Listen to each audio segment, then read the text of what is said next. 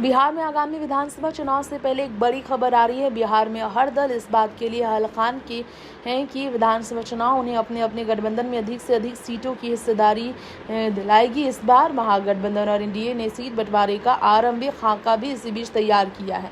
इस रिपोर्ट में एनडीए ने इसे फाइनल टच देने की शुरुआत कर दी है। रिपोर्ट आपको बता दें कि ऐसी आई है कि नीतीश कुमार से उपेंद्र कुशवाहा, चिराग पासवान से विनोद तावड़े की मुलाकात इसी सिलसिले में 2 दिन पहले जो हुई थी, इस पर फैसला हो गया है कि बिहार में जेडीयू और भाजपा ने सीट बंटवारे का फॉर्मूला तय कर लिया है। पहलगाम प्रकरण के बाद भाजपा के बीच युद्ध विराम लगते ही बिहार में विधानसभा चुनाव को लेकर सियासी सक्रियता का दौर बढ़ चुका है। अब महागठबंधन कोऑर्डिनेशन कमेटी की लगातार बैठकें हो रही है। एनडीए में भाजपा और जेडीयू बड़े दल होने के कारण ही अलग अलग तो कभी साथ योजनाएं भी बना रही है बाकी दलों को साथ एकजुट रखने के लिए।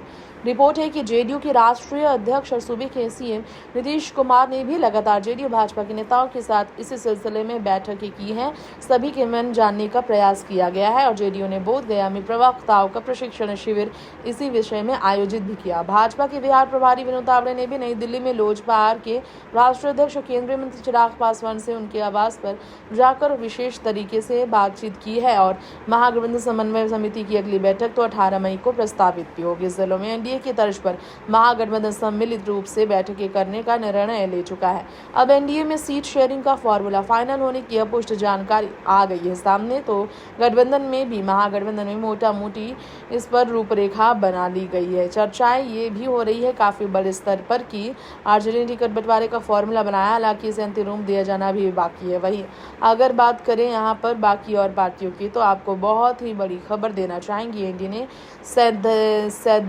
एनडीए ने सैद्धांतिक तौर